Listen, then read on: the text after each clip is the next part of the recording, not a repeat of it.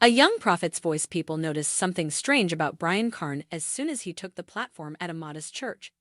Beyond his years, his comments had power. He talked with such passion even as a teenager that mothers raised their hands in prayer and mature men wept.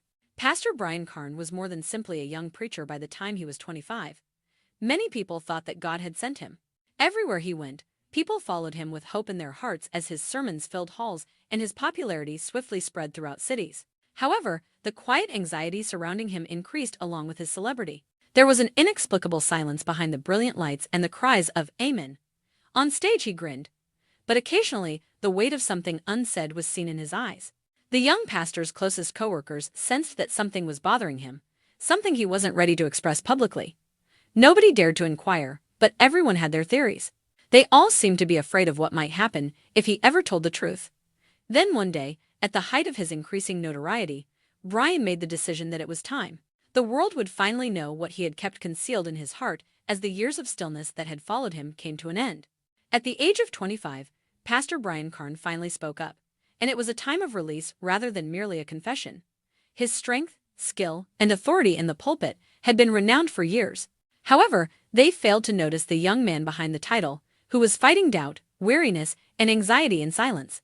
Everyone was reminded by his candor that day that even the people who most inspire us are still human, still learning, and still seeking serenity.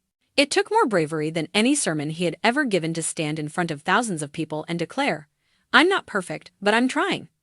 Something changed in the days that followed, not only in Brian, but also in the hearts of everyone who paid attention. People started to understand that faith is about being faithful even in the face of adversity, not about being perfect. His tale served as a mirror for innumerable others who were hiding behind their own masks and feigning strength while secretly breaking on the inside. Many were afraid for years that Brian's reputation would be ruined if he ever told the truth.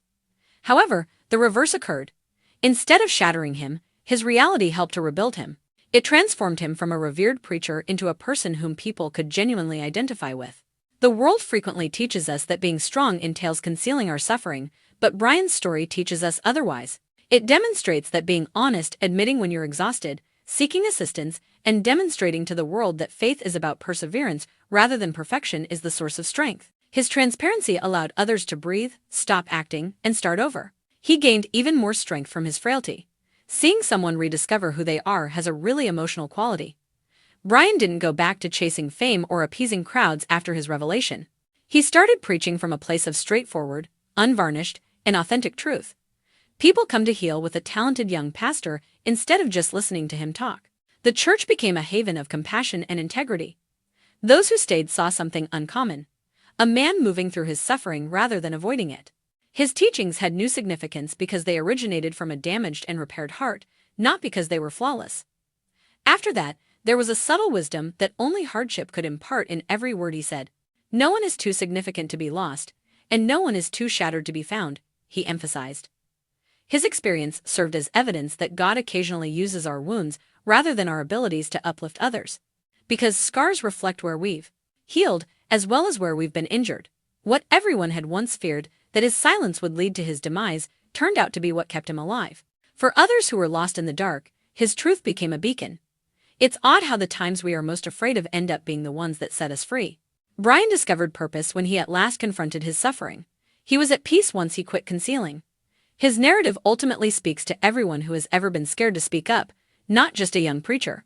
It serves as a reminder that the truth will always set you free, regardless of how intense the pressure or how high the expectations are. To be selected, you don't need to be flawless. To continue, you don't need to know the answers. All you need to do is have the courage to share your story. And Brian did just that. He recounted his tale, not for praise, not for pity, but for liberty. By doing this, Jesus offered the world something much more than a sermon. He gave it the truth, and that truth gave it hope. The ascent. From talented youngster to spiritual star, Brian's journey started in a small neighborhood where his mother frequently referred to him as special right away. When he was younger, he would arrange his toys in a congregation and act as though he was preaching to them. Play quickly gave way to purpose. When he delivered his first actual sermon in front of a little church at the age of 12, everyone in the room became silent, as though the air itself was listening. Everyone understood that young Brian was destined for greatness at that precise moment. Some grieved, while others yelled praise. Invitations were coming in from all around the nation by the time he was in his 20s.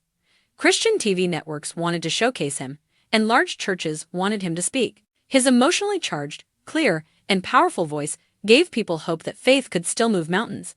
However, there were drawbacks to success. He started to become weary of continuously traveling, fulfilling expectations, and bearing the burden of being referred to as the chosen one.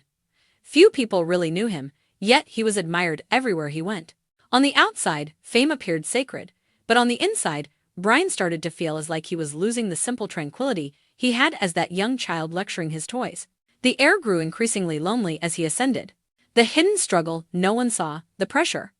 By the time he was 25, Brian had a burgeoning ministry, respect, and fame, everything most preachers could hope for.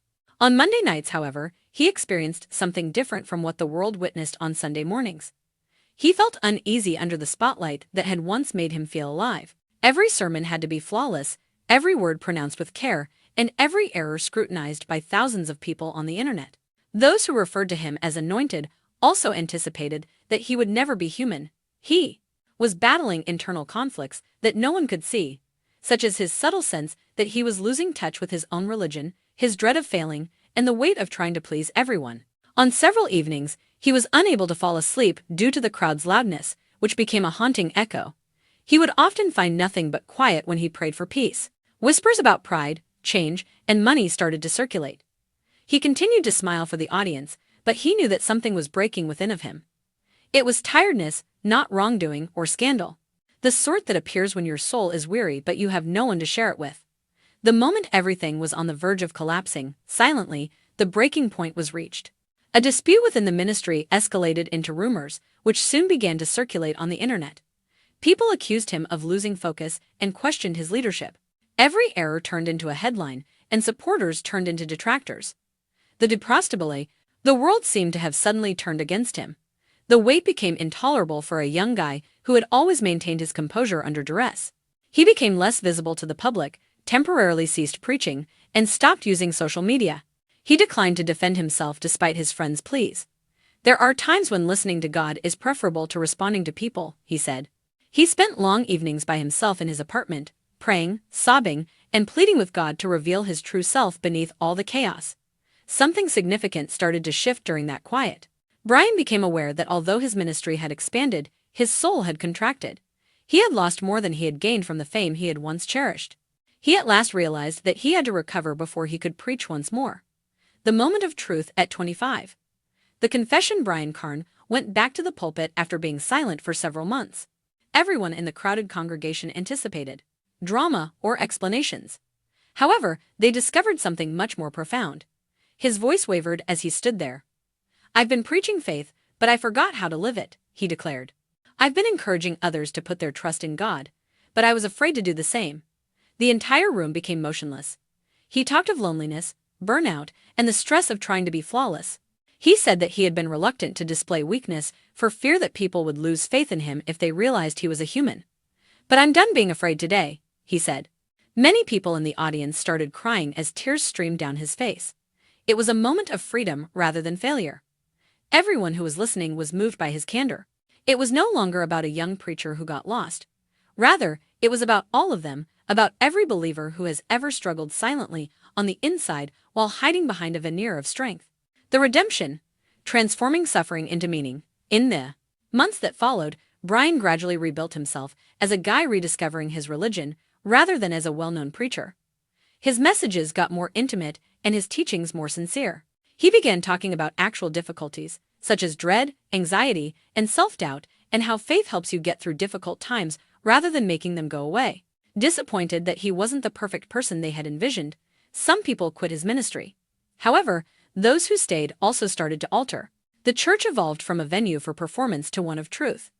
Brian experienced a sense of calm for the first time, not because life became simpler, but rather because he stopped acting. He realized that God had just called him to be genuine, not to be flawless. He had become stronger, more modest, and more compassionate as a result of the fame, the criticism, and the suffering. His tale became a lesson to others: grace can reconstruct you, even if you fall apart. The message, the tenor, fear, we all had the truth that everyone was afraid of ultimately had nothing to do with a scandal or a secret. It was something much more straightforward and potent. Everyone was afraid that Brian would remain silent and endure the stress until he cracked. However, everything changed when he eventually had the guts to be truthful. His narrative served as a reminder that preachers and leaders alike require forgiveness and healing. The quiet became a voice that spoke for thousands of others who had been too scared to speak for themselves, and the fear became freedom. Brian's 5-year-old confession marked the start of something genuine rather than the conclusion of his ministry. Sometimes, the most impactful sermon you can deliver is about truth rather than victory. Because everyone, including the person holding the microphone, is set free when the truth finally speaks.